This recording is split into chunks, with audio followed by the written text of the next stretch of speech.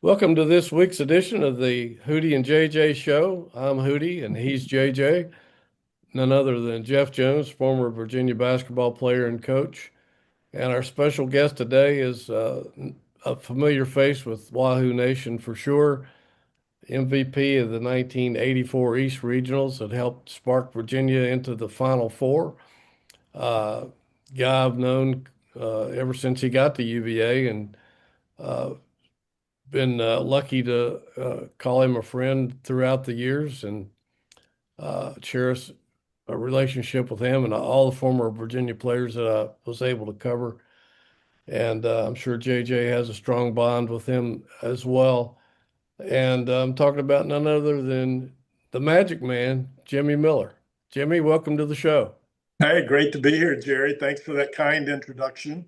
Oh, It's, you know, you two guys, right? JJ, former teammate, special bond, and Jerry, you're a Hall of Famer in the state of Virginia, Sports Hall of Fame, and you've had an amazing career. So it's a pleasure for me to be able to share time with both of you. well, thank you for your time. We appreciate you joining us for the show. I know you're very popular in Wahoo Nation, and we'll give them a little more insight into the Jimmy Miller that they don't hear on the radio every Virginia game. For those of you who may not know, and I don't know who that would be, but maybe some outsiders listening in, Jimmy is what, in your eighth year as color analyst for Virginia Radio Basketball Network? I think it's 9 this 9 year. years. Okay, I knew it's been a while now. Uh, let's talk. Let's touch on that for a minute, Jimmy. Just what drew you to that, and what were the challenges coming in? With really no experience, I guess, doing that, and then there's a lot of pressure. I've tried that myself, doing some high school stuff years ago with some live broadcasts, and you got to think fast, you got to analyze fast, and it's a lot harder than people might picture it being. Well, Well, hey, Jerry, I cut in? I Yeah, do go have ahead, to Jeff. ask, Jimmy, did you replace Terry Gates? no. Oh, Uh, okay. Corey Alexander was there for a while, and then Ted Jeffries came in. Okay. Yeah. Jim Uh, Hopgood was in there too, right? so Jim would have been before. Before then, okay, Jim was actually there when I was still coaching. I mean, that was a long time ago. yeah, Yeah. So um, you asked a couple of questions there, yeah. and I think the most interesting piece is kind of the mechanics of the job, but I'll tell you quickly kind of how it came about. It might have been Tony Bennett's first year when he was getting here. It just so happened to be. It was also our first year. I say our when we started our own business here at Miller Financial Group. I was working at Bank of America for 10 years, and we started our own company. And so I was approached, and they said, "Hey, Jim, would you be interested in doing this?" And I'm like, "Wow, I don't know. Let me go home. Let me talk it over with my wife. Let's look at the schedule. I know some traveling is going to be involved." And the long story short is I decided not to do it because of just that. I felt like my presence and being here visible for my clients, our clients, was really important in those early years as we were making this transition. So I told him no, and coincidentally I was at a practice a week or two later, and Tony Bennett made his way over to me. I was standing like at half court, just kind of observing, and I didn't know him that well at all. But he leaned over next to me and he goes, "So you said no?" And I was like, "I know, right?" And I had to explain to him why. So I think that's when they gave it to Ted Jeffries, um, and then Big Ted did it for a number of years, and then he had to step aside again, and they came to me, said, "Hey, Jim, would you be interested?" I said, "Wow, okay, let me think about it.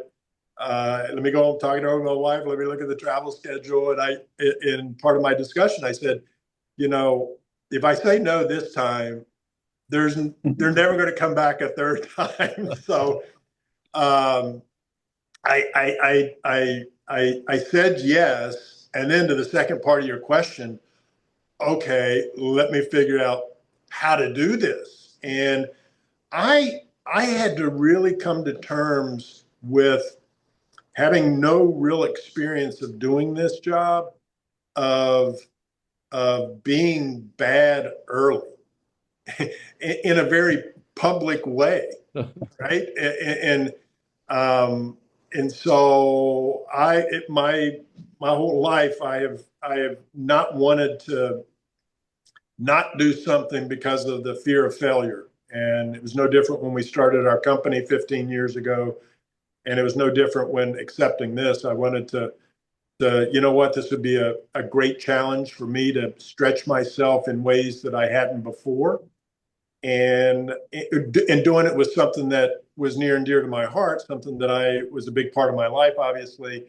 And I was a big fan of college basketball in particular. So I said yes, and then kind of getting to your second part of that question, really, there are a couple of things, but one, getting comfortable with just hearing yourself talking for longer periods of time, and that was, as strange as that sounds, that was one factor. But then second, the cadence of working with your partner and getting in and out, trying to say what happened and why it happened in a very short, concise manner, and that the mechanics of that was, that was real early on, and you just start to settle in, and another example I'll tell you is how the three of us might talk over a beer or something around a table, or the way JJ and I would convey with our friends in the locker room, our teammates. I try not to it's just my thing from day one. I try not to be too negative, and if I could put a positive spin on it, how can I do that in the best way? And so learning how to do that was one of the challenges as well. No, JJ wants to ask you a good question. I want to give our viewers just a little bit better picture of you for those who may not be familiar with your career. But Jimmy played for Virginia from 1981 to 85, was again the East Regional MVP in the NCAA tournament in 84. That team reached the Final Four. It was the second Virginia team ever in the Final Four. He scored 1,218 points, ranking 36 all time at UVA during the time of his career. Selected in the 85 draft by the Utah Jazz. Um, and now he's he's founder and CEO of Miller Financial Group here in Charlottesville. He's does some motivational speaking. Is well known for his magic tricks, and we'll get to that a little bit later. But just for those that wanted to get caught up on Jimmy's UVA career, go ahead, JJ. I'm sorry to interrupt you.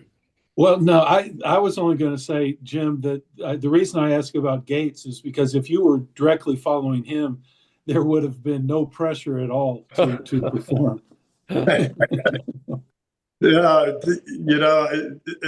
Gates will text me from time to time during the actual game, and still provide his insight, his color commentary of what he's watching on TV, and it's always helpful to get those little nuggets from him.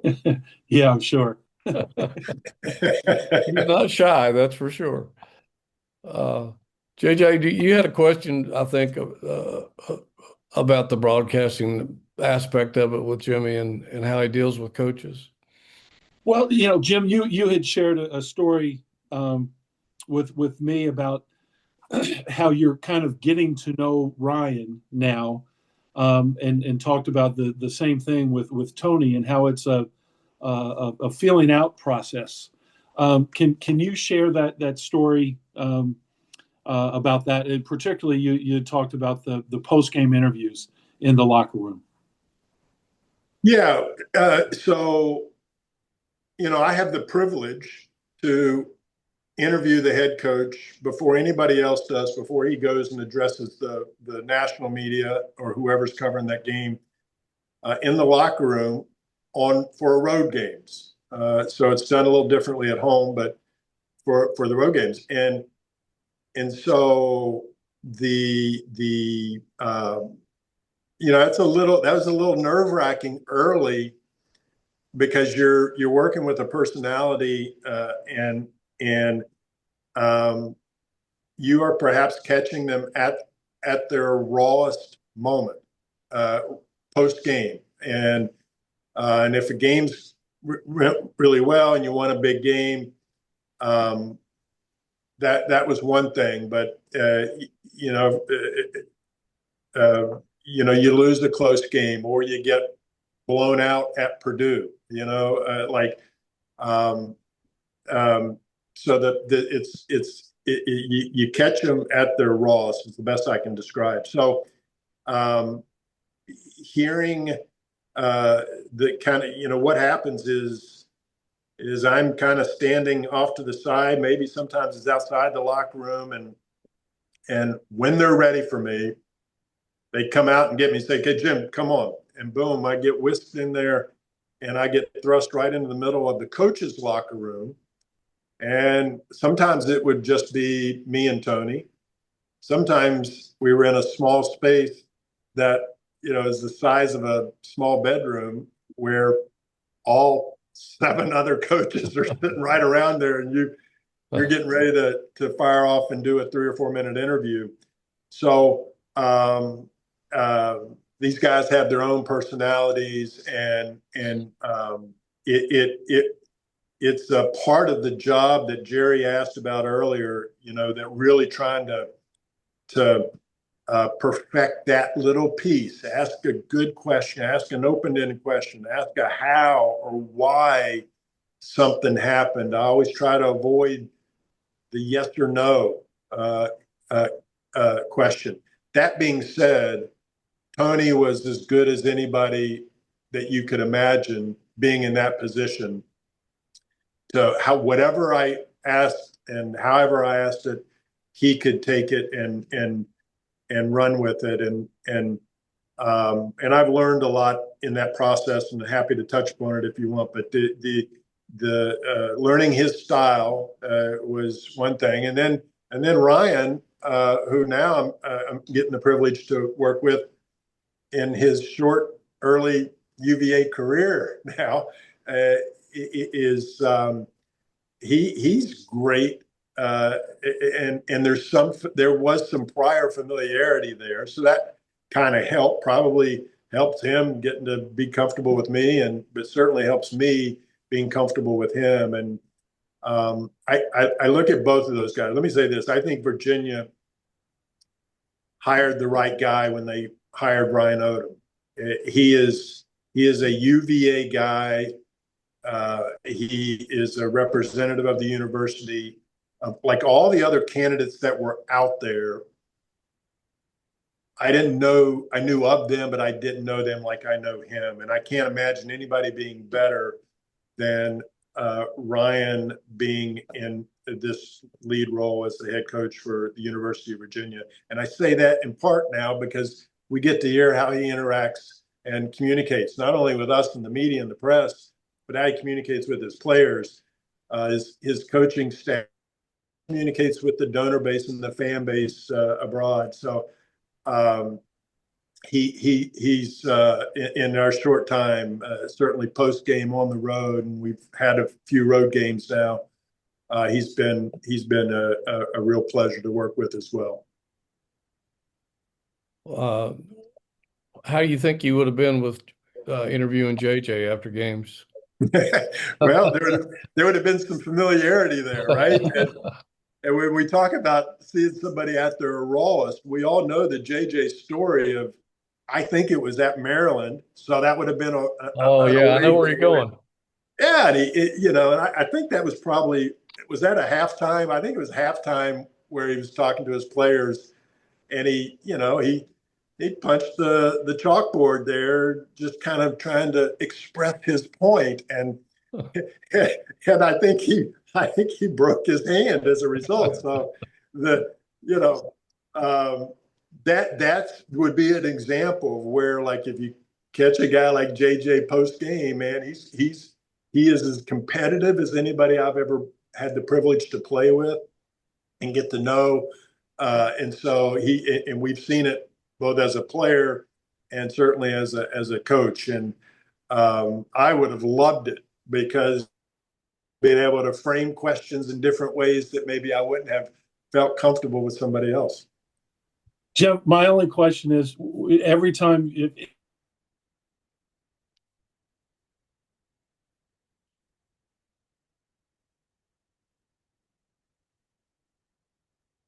with the phrase, thanks, may we walk together always, would that have been your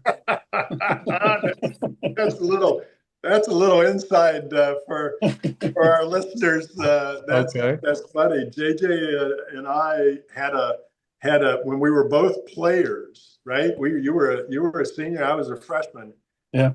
And it was during kind of this time of the year. I think it was the holiday break, right? So maybe a lot of people were gone, and so what would happen is, a lot of times people could congregate at one's apartment, and we were over at JJ's one night, and small group of us, and it just, the situation presented itself. That was a phrase that got coined, and it should be on T-shirts now and bumper stickers all over the country. But you can see all these years later, Jerry, it still creates a laugh between the two of us. That must have been Gary, some night. let's just say, we can't tell the whole story, but let's just say that phrase was birthed by a pair of clogs.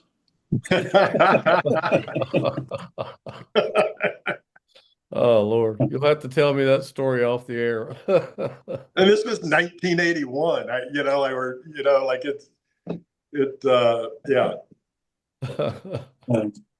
Oh wow. Uh, one photo that always sticks out in my mind, Jimmy, is the one from the '84. I guess it was the regional.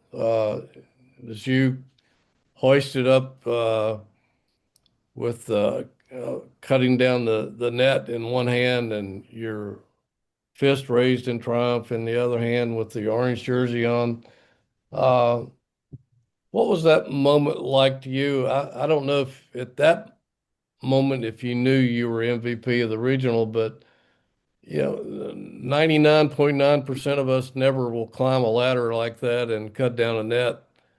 I know both of you guys have. What is that like? What is that feeling like, just to climb that ladder and cut down the net with all your fans cheering and all the success you've had in that game and that season?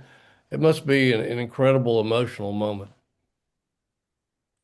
Well, it is. The thing that you touched upon that I think is uh, pretty neat for me personally is, here we are all these years later, and if people see that photo, it or they mention it to me, what it does is it brings me back to the experiences of leading up to that moment. And who do you do it with? You do it with your teammates, your coaches, the people that are in the trenches with you day in and day out. And that season in particular, we had a lot of triumphs, but we had some setbacks and some adversity as well. So to kind of get to that point, it was just a moment.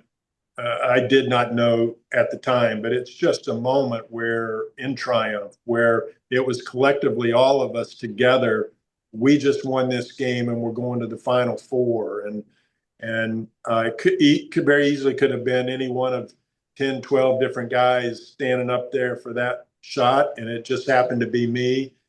And it's something that, I look back, you don't really know it at the moment, but all these years later, that moment, that team with that group, it will be something that will live on with me forever, and in large part because of the journey of getting to where we ultimately got to, doing it together. Yeah, that was quite a ride, that's for sure. Well, I mean, let's face it, we were the last team in. You know, Yeah, we tell the got story. in the NCAA tournament. I mean, Yeah. I think we finished 16-11, and were we not 11-0, Jim? Going into the ACC, I think something when we won the tournament. I don't think I'm messing up my years. When we won the tournament out in San Diego, The right? Cabrillo Classic, right? Yeah, Yeah. I think we were like 11-0, and then obviously the ACC season was. I'm watching your face, and maybe I'm saying this wrong, but the ACC season was tough, and No, it and we was. were Yeah. we were as bubble as any bubble team has ever been, and we're able to get in. We lost to Wake Forest in the ACC tournament, um, and the committee saw fit to put us in. And I'm saying we. I was a young assistant coach at the time, but I played with most of you guys. And then a couple close calls. Last second shot against Iona. Last second shot against Arkansas. Um, you know, Syracuse at the Omni. Syracuse, yes, there you go, Syracuse, and then obviously the big one, Kenton Edlin, stealing the ball and actually making a free throw. Yep.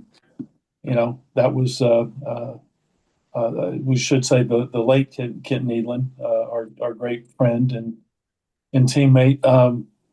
Yeah, and that's it's when somebody says Jimmy Miller, that's the image I think that I have in my head of you, having cut down the net, and it's a special one. As all those years with Ralph, we kind of expected to go and do stuff. That was a total surprise right there, and for that reason, maybe that I don't know. You could speak because you were the guy, but that probably made it even more special.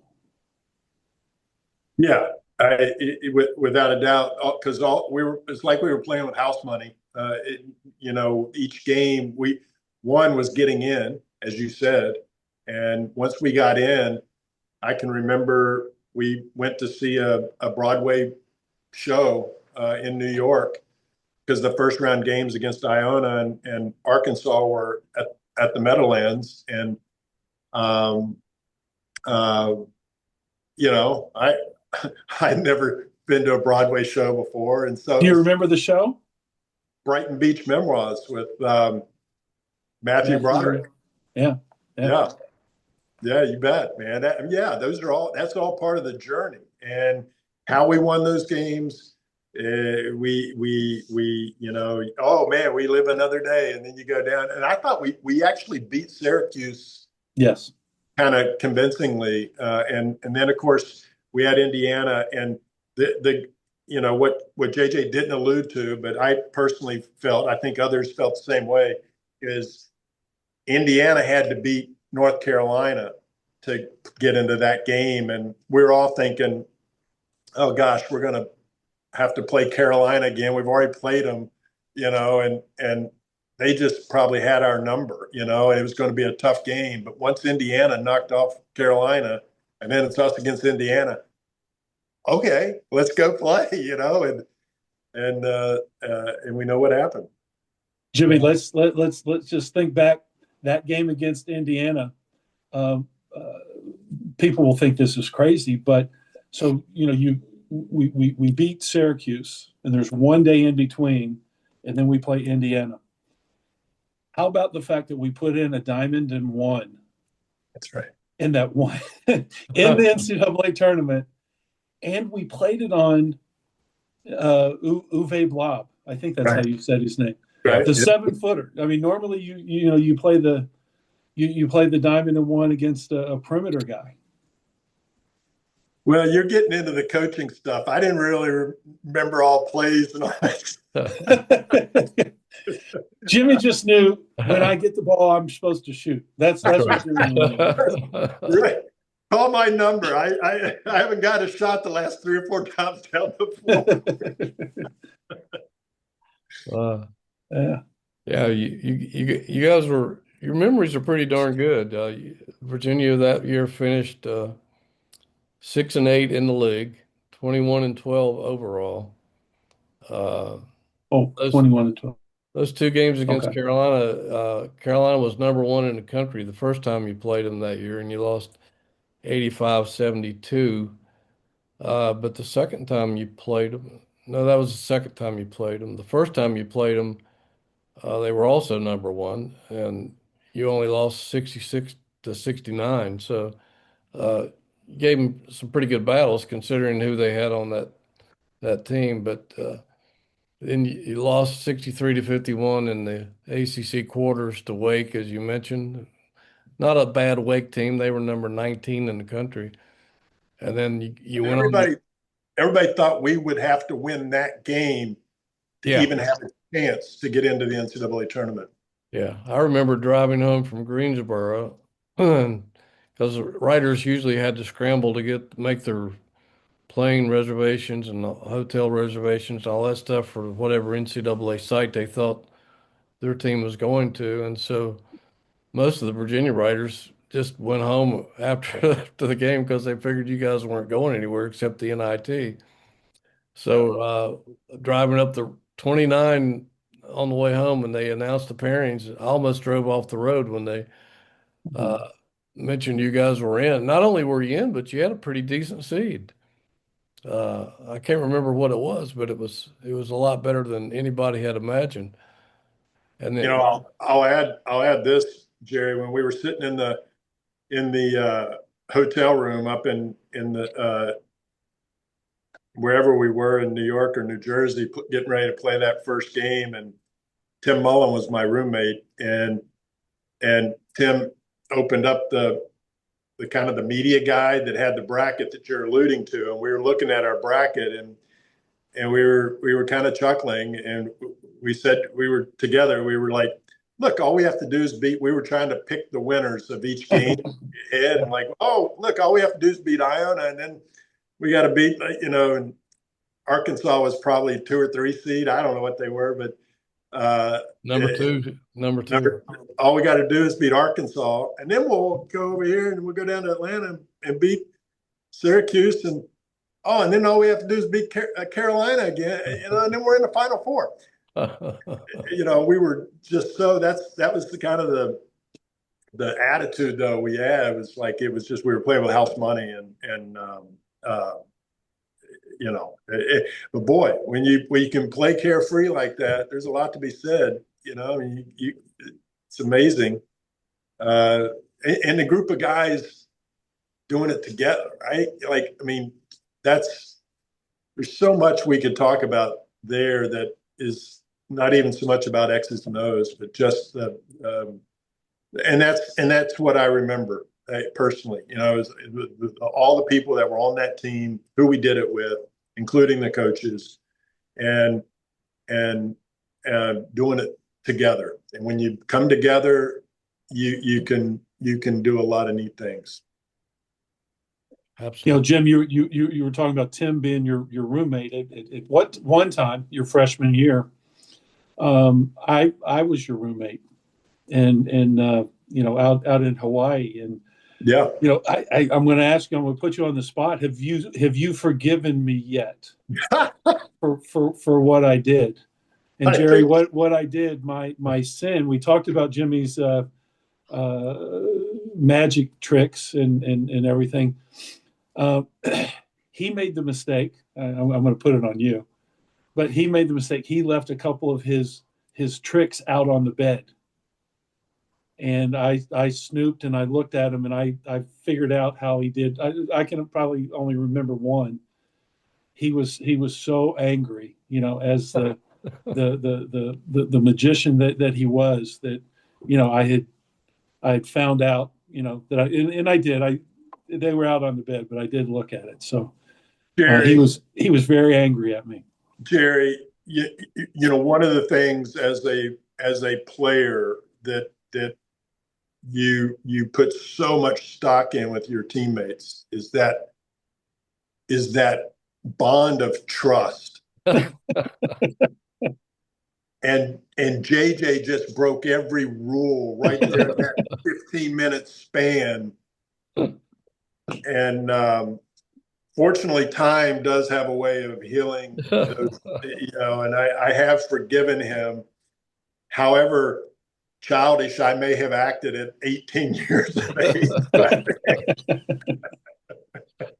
Yeah, I don't know. Jerry, I actually think he maybe went to the coaches and said, "I don't want to room with Jeff anymore," because That was the end of it. I think I ended up that year rooming with Craig Robinson. So. Was that a coincidence that we weren't rooming together anymore? I didn't request it, Jimmy, and because at the end of the year, when I was rooming with Craig Robinson, it actually a couple times ended up me and Craig Robinson and his mom. I love Craig, but I would have much rather roomed with you, brother.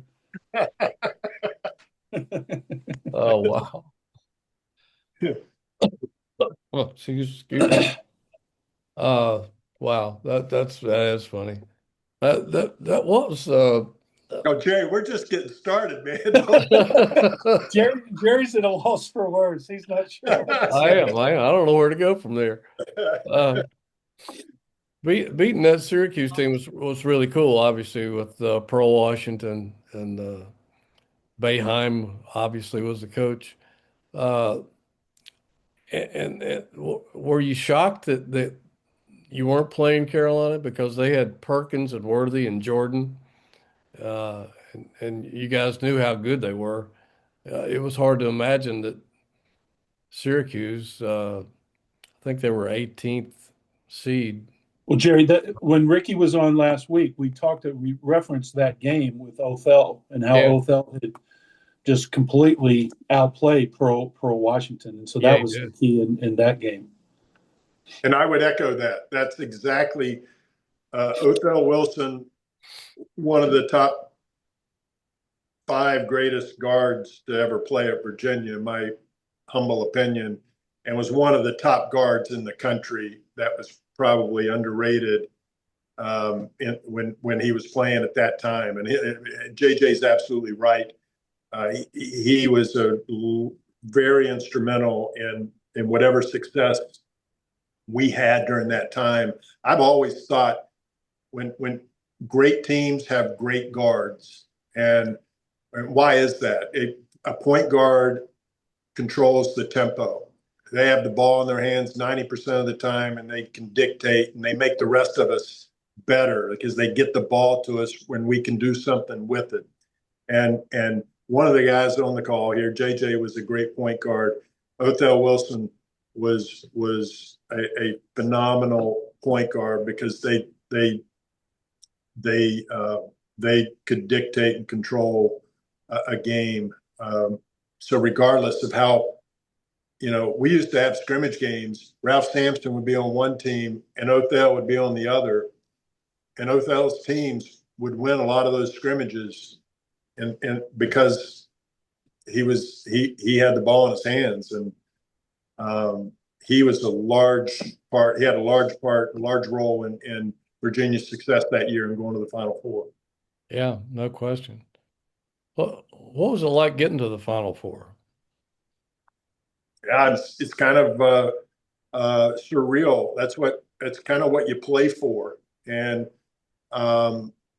it's interesting because I can remember the feeling like, oh, okay, we got we're here. And so let's enjoy the moment, right? And we did. And we went into overtime in our game against Houston Yeah, for by Slamma Jamma. 2 points for having the opportunity to play for the national championship. And you bring up a good point though, because I just want to touch upon it. Is as a player, most oftentimes just the thrill of getting to the Final Four, that's you've done it. Now fast forward to 2019, and I had the privilege to be in my second year being the color analyst on the basketball team, and I can remember Coach Bennett saying to his players in the locker room and his coaching staff, don't be content with just getting here. We're here. Why not win it? Why not play to win it? And I know that sounds kind of trivial, Press, but it really does shift the mindset of not being satisfied with just getting to the Final Four, to your question, but really kind of, okay, we're here. Let's go ahead and win this thing. Like it's a pretty neat concept, I think. That was a hell of a game. I mean, you guys lost 49-47 to Houston in overtime, and that could have easily gone the other way. Yeah, you go back and you watch that tape. I was open on the left wing, and had that ball come to me, I was going to release it. I had every bit of confidence that thing was going to go in, but that ball went over to the right side of the floor, Jerry, and then we know what happened. We tried to get a bounce pass in there, and it got deflected, and we go into overtime. Just go back and watch that tape and see what We're going to Mulligan.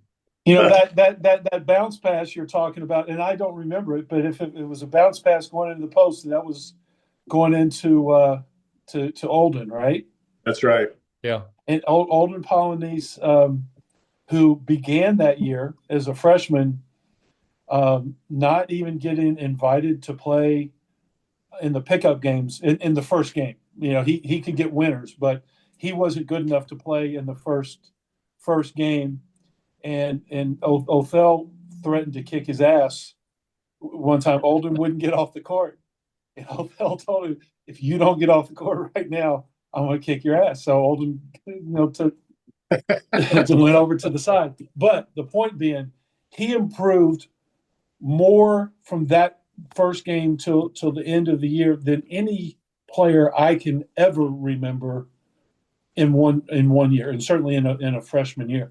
I think he finished the season with probably 8 to 10 consecutive double doubles, if I'm not mistaken. Yeah, he was. You're right, JJ. He was phenomenal, really, from the progression from day one to where he finished up, and it really is remarkable to go back and look at his development. Yeah, and even then he only had one shot. Right? I mean, he had the jump hook over his left shoulder. That's right. If you force him to go the other way, he had no chance of scoring that year. Eventually, he had it, but that particular year, that's the one thing. It's talk about do what you do well, avoid what you're weak at. He was an example, a great example of that. Indeed. I remember from the media perspective, we were always monitoring his progress, and it seemed like his breakthrough game was at GW, I think, that year. He was going up against a big guy, Brown. Yeah. Brown. Mike Brown. Mike Brown, yeah. And Olden had a really, really good game in that. And I remember Terry talking about how he thought that was the breakthrough for him, the breakthrough moment. But, yeah, that was special. One of the things I remember about you, Jimmy, when you came from Princeton High School in West Virginia to Virginia, you were courted by a lot of schools. You said you chose Virginia for a mix of the education and the athletics. Do you think that's still the case with kids coming, or is it just now the money and they really don't think about the academics that much anymore? And Man, what are they missing?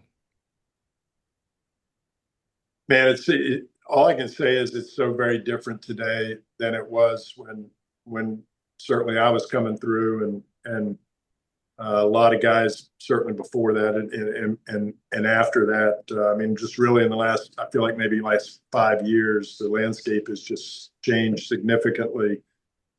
And I don't know kind of the short answer for me, yes, was what you just alluded to. Not only was the athletic piece of it great, we were preseason ranked #1 in the country with the greatest player in college basketball, Ralph Sampson, and uh, so you check that box.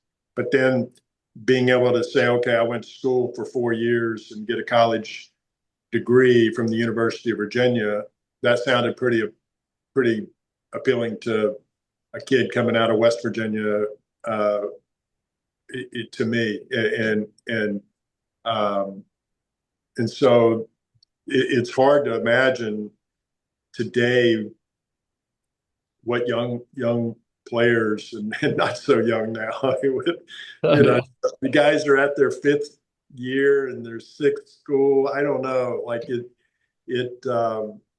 it doesn't. It's just the new landscape, and it's hard to sometimes for me to put my arms around it and embrace it because what guys aren't going to have is they go to a school, and if they're good enough, they're only going to be here for 1 year anyway, and then they're going to go play professionally, and then if they don't go play professionally, well, they can hop around to where they're going to get more playing time, or they're going to now get more NIL dollars from where they are, and what they're going to miss. Here we are. What is it? 40 some years later, and JJ and I, who were teammates, uh, like that bond, and the guys that we stay in touch with, who are on threads, where we communicate, all of our teammates, we're close to this day, and I think that's going to be something that will be. I don't know what a young man, 30, 40 years removed from college, how he is going to reflect on his college experience, and with whom is he uh, going to cherish those moments, because he, in theory, can have one or two close connections at multiple places. I don't know. I don't know. It's a tough one. It really is. Um, for those of you that aren't familiar with Jimmy's background, he is also a magician. And I wanted to ask you a few things about that. I've seen you a couple of your tricks and are pretty good. I don't know the answers to them like JJ does, but Only one. only one.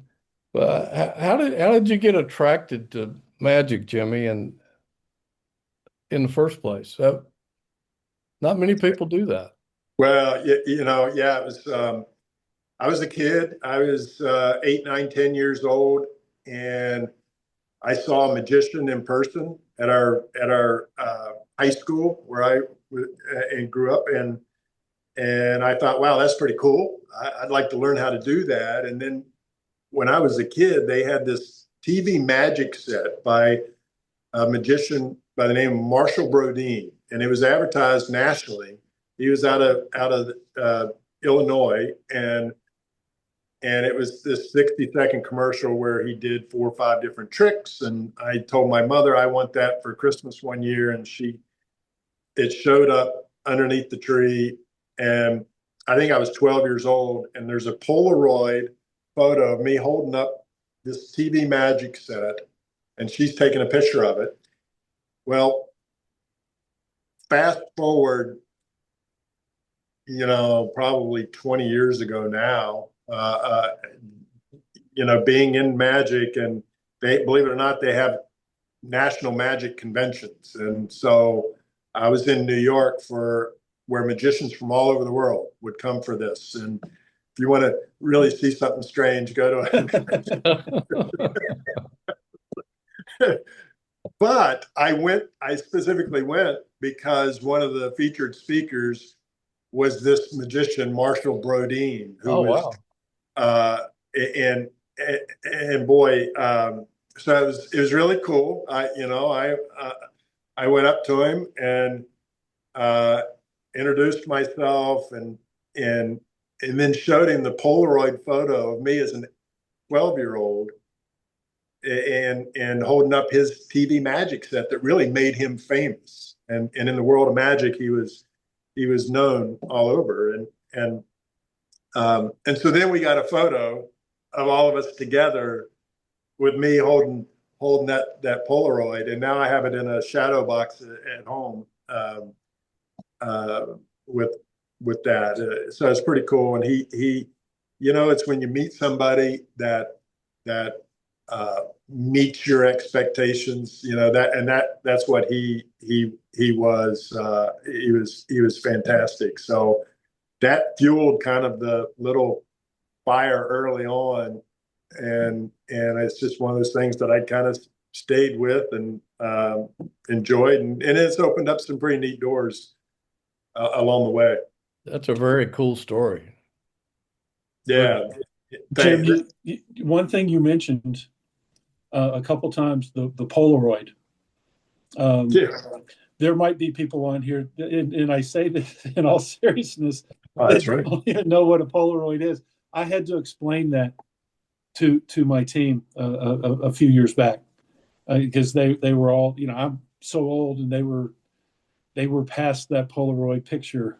I didn't even think of that. Yeah, what's a Polaroid? What's a VHS? Yeah. Back when you were doing recruiting and scouting, JJ, you were probably early on in your career. You're watching VHS tapes.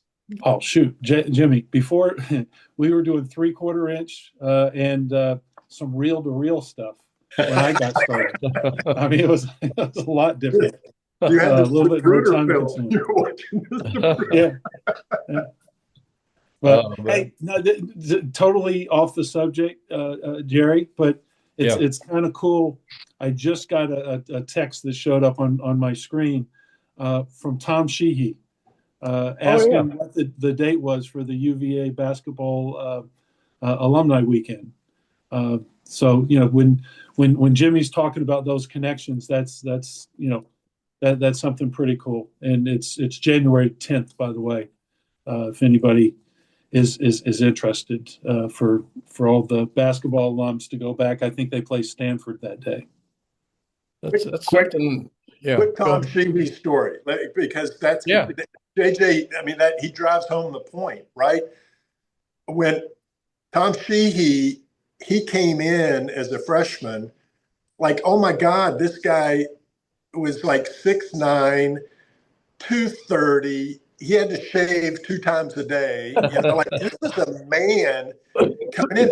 And guess what? He's fighting for my position. And I'm like, oh my gosh, I got to go up against this guy every day in practice. And she made me better, and it just he is an example of the guys that were part of that team. Great high school player out of Rochester, New York, and he's an example, right? Where, like, who's texting JJ all these years later from that team asking about this upcoming basketball reunion, alumni game, or reunion, and that's an example of what I think is really special about being a part of a team in college and having the opportunity to go through that 3-4 years, however many you can. So Yeah, he was a tough customer, man. I tell you, yeah, about as physical as they come. Yeah. So Jim, we instead of looking back and thinking about all these fun memories, let's come to present day and kind of get your your opinion, your feel for you've got a pretty good seat for the team's games these days. What are some of the impressions of the team and style of play, all that stuff? Because it's obviously it's a new coach, it's a bunch of new players, and it's a very different style. Yeah, it sure is.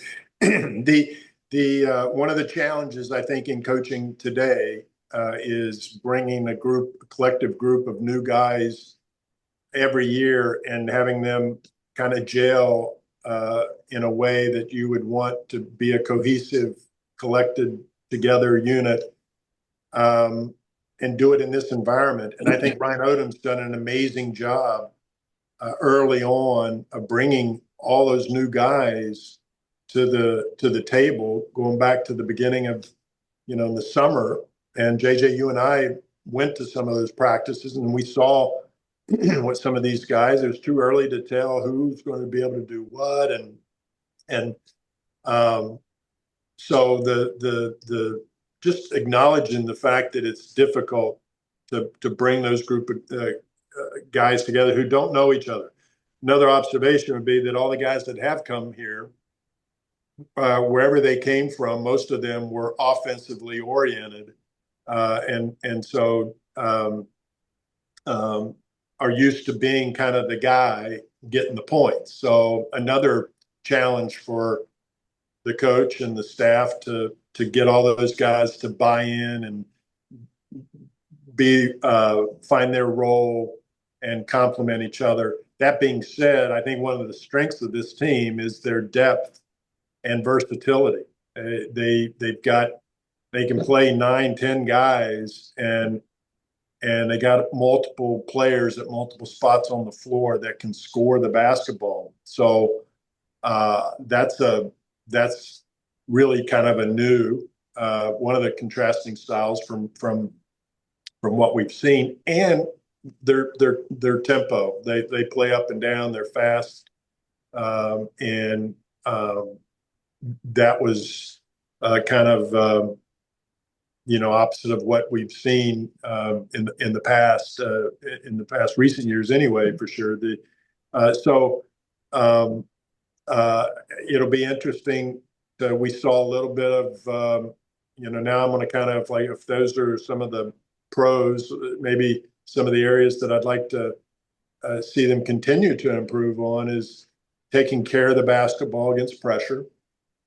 I think in that Dayton game, for example, down in Charlotte last weekend, you saw when Dayton started to Dayton's a good team, and they've got good talent on the floor, really good guard play, and it forced Virginia into some maybe uncharacteristic turnovers. So taking care of the basketball and continuing to tighten it up on the defensive end. Again, acknowledging the fact that all these guys came here as offensive-minded players, being able to continue to kind of build that wall, keep guys in front, keep your chest on a guy, and doing it together, and helping where help is appropriate, and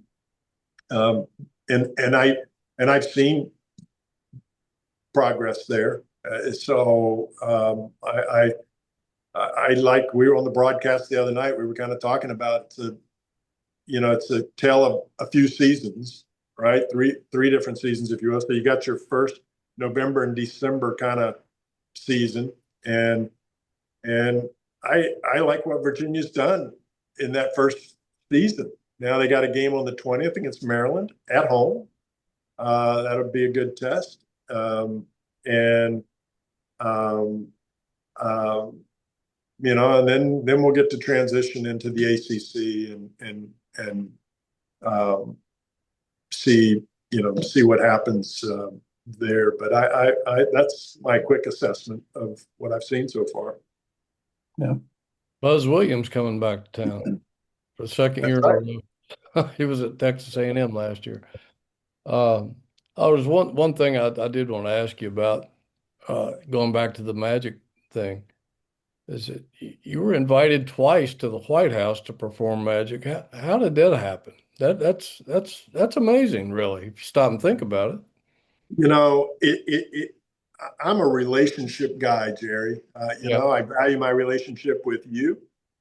I value my relationship with the gal on the call with you and my former teammate.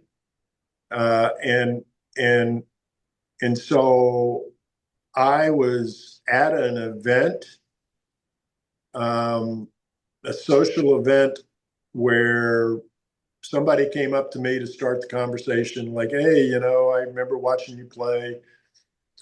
Do you still do that magic?" Was the question. And I said, "Yeah." And they said, "Well, you know what? You should call my wife. She is the um, director of the social committee at the White House, and they're getting ready to start their planning for the holiday season." And I laughed and I said, "I've always wanted to perform at the White House." And and so the guy wrote down her phone number at the White House with her name. And he says, "You should give her a call, and I said, "That's great, and I put it in my pocket, and we parted ways, and a couple of weeks went by, and a couple of things went through my mind. One, I'm not going to call the White House and say, "Hey, I met your husband and he said I should talk to you, blah, blah, blah," right? They get a million calls a day, I can only imagine. So um, probably 2.5 weeks went by when she called me. She tracked me down and said, "Hey, I understand you met my husband at such and such event, and we are starting to, um, organize entertainment for the holiday Christmas party that we do every year for the press corps and their families." And I'm like, "Oh wow!" All of a sudden, I got these little butterflies in my stomach, and she's like, "That's great. Can you send me a press kit, and then we'll go from there." And I'm like, "That's great, yeah." So I hung up, and I'm thinking to myself, "What's a press kit?" I had to scramble and create my first ever press kit, and I sent it.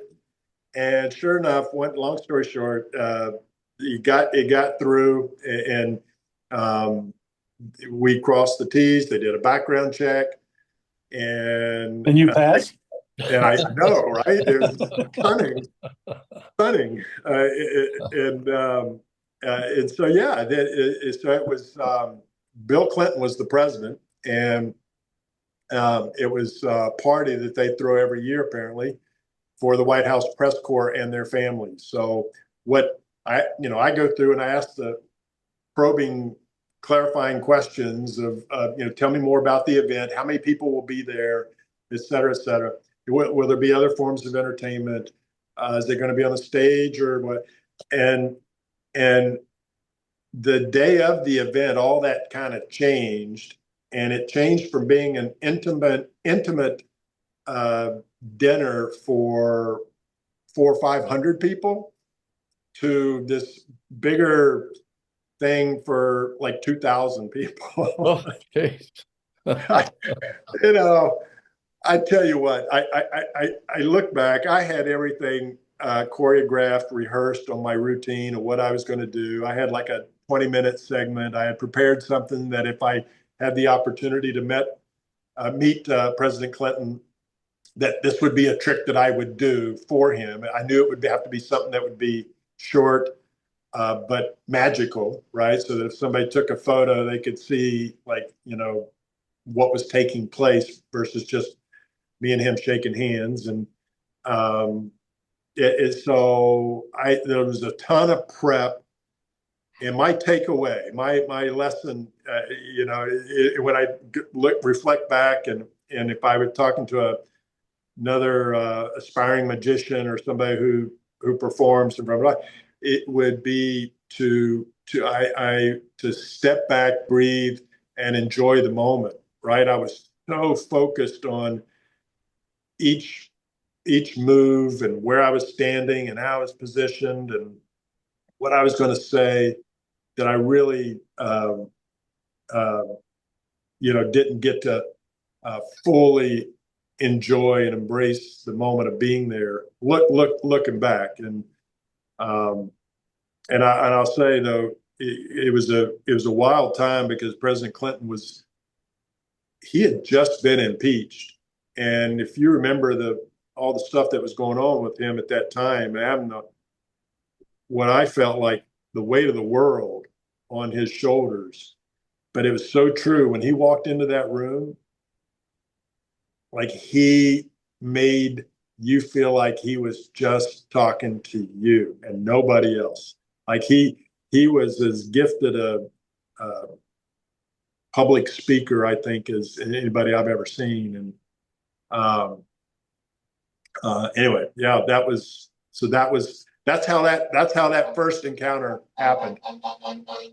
That's pretty So cool. I take it you didn't meet Monica Lewinsky. She was not there.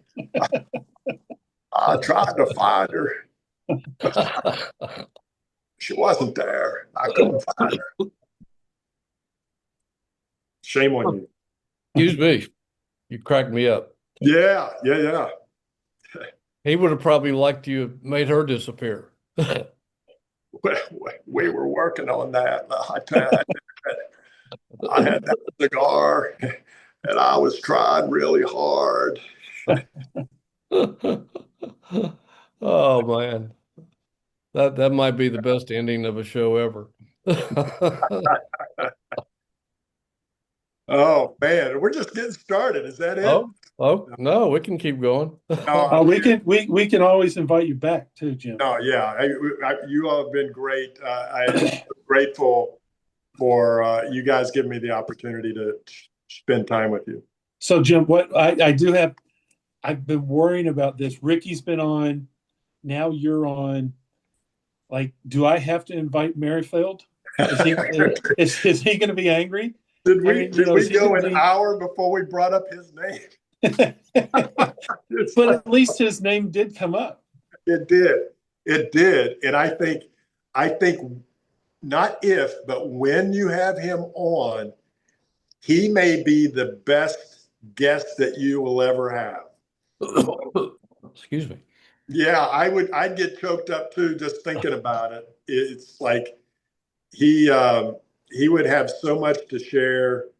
Actually, JJ and I could take an hour and share about him as well. That Yeah. might be another show. The only way that I would want to invite Dan is if he would admit that I used to kick his butt wrestling. You know, he really struggles with that. No, I'll back you up on that. He and I were were teammates or roommates our first year, so I got to see him after you had beat him up in wrestling. Like, yeah. He'd come home and come back to the dorm room and bury his head in the pillow, shaking his head. He goes, "I don't get it. I don't know how." Oh, I love it. I love it. He would He's gonna probably be so be an mad. interesting story because I don't think Virginia fans ever really got to know that much about him really back in the day. From Linwood, New He's Jersey. one of the best. He's one of the best. Yeah, Indeed. we got to know him a little bit off the court as media, but not like we did some of you guys. All right. Well, that'll wrap up another edition of the Hootie and JJ show. We really appreciate you tuning in from whatever platform you're viewing or listening from. We're on Apple, Podbean, Twitter, Facebook, jerryratcliffe.com. Look at that. Look at that. Wow. He's doing magic tricks as we speak. Awesome. Next time we get you back on, we'll get you to do a couple of tricks for us for sure. And also on YouTube. So when you watch us on YouTube, please hit that subscribe button. It helps us grow. Doesn't cost you anything. You won't get any bombarded by emails or any of that stuff. So hit that subscribe button and share it with your friends. We'd love to have you as part of our audience. Thank you, Jimmy Miller, the Magic Man. Thank you, JJ. We'll see you guys next week after the Maryland game, I guess, and Godspeed. We'll talk to you next week. Thank you. All right, Jim, great job.